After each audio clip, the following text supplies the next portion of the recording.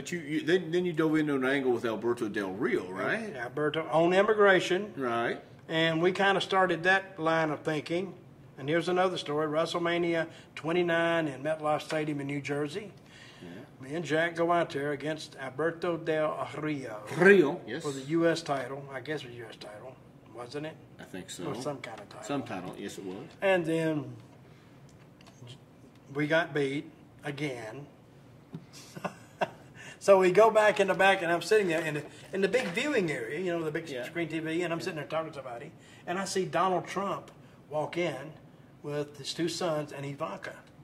And you didn't see that Tiffany girl. There's something up with her. I mean, they kind of hide her out most of the time. But you see Ivanka and the two boys.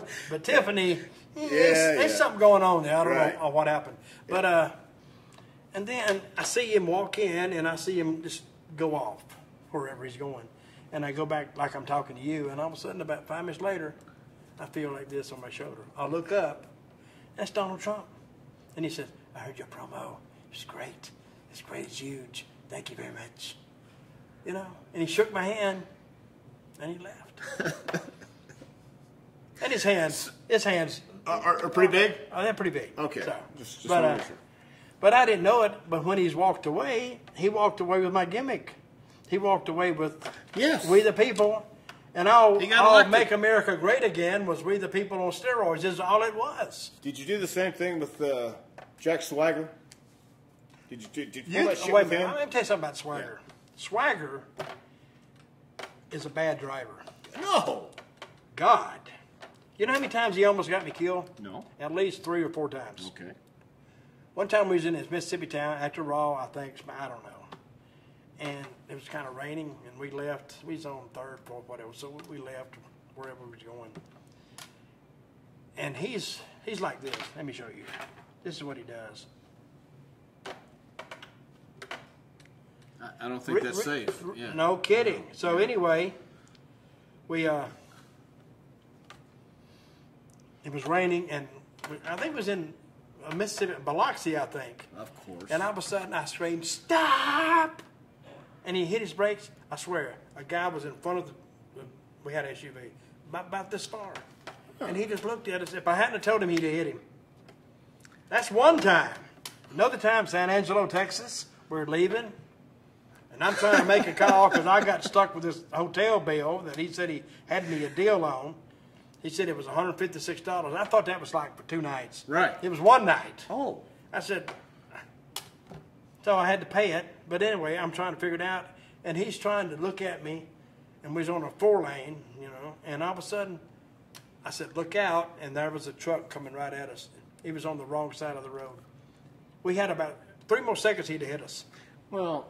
Then another time, he pulls out in front of a car. Of course, a guy slams his brakes on. He almost T-bones me on my side, of course. Right. And then another, we're in Connecticut, and he's on this. He's doing this. I love Jack. Yeah, me too. But he's dangerous. Yes, he is. You know, and all of a sudden, we're at a red light. And he goes, "Oh, stop!" Because nobody had moved in front of us. Cesaro was with us too. Oh, jeez. And we both went, yeah. And we missed this car about this. You know, we was right up. We were so close to him, I could have changed the guy's radio myself. You gave Stone Cold Steve Austin? I did. Yeah. I gave him his name. Yeah. Yeah. I know. You want to hear that story? Yes, I did. Yeah, I know you only told it about 13 times. Well, goddamn, you got to ask for it. Okay, hey, man, listen. What about Stone Cold Steve Austin? No, I was booking there, and show starts at 8 o'clock or whatever. At 6:30, Dundee says, "Hey, mate, you got this other guy coming in tonight." I said, "Who?" He said, "I don't know, some guy from Texas." I said, "Nobody told me." He said, "Well, he's coming. Thought I'd tell you." So the guy walks in, Steve Austin walks in. I swear to God, he's the same today as he was then. I said, "What's your name?" "Steve Williams." "Okay." Blonde hair. And so he sat down, and I said, "Well, you can't use Steve Williams here."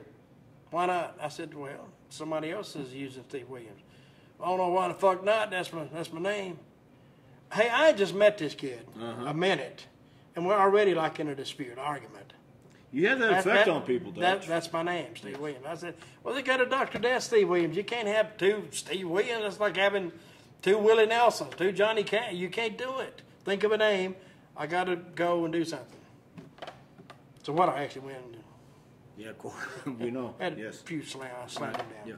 Then I come back and I says, and he's sitting there, and I said, "Do you think of a name?" "Oh, I did." "All right, keep thinking." I come back. 10 minutes before he's supposed to get in the ring. I said, and Lance Russell standing there. "Well, Dutch, what's the kid's name?" He's in the first match. I said, "Well, tonight," I said, "do you have a name?" And he still didn't have a name. I said, "Tonight he's Steve fucking Austin." Just off the top of my head. You remember Buddy Austin? Of course. Yes. Well, that's what I thought of. And then Austin, of course, is a city in Texas. So I said, that's a good name for him. So I gave him the name on the spur of the moment, and he went to the ring and he wrestled some Butto. I don't know what the guy's name was. Then he got back and he was really, really happy about his match. He said, "Well, what did you like about my match?" He said, "What didn't you like about my match?" I said, "You know, it'd be a lot quicker and faster if I told you what I did fucking like, because it was fucking nothing. It's a shits."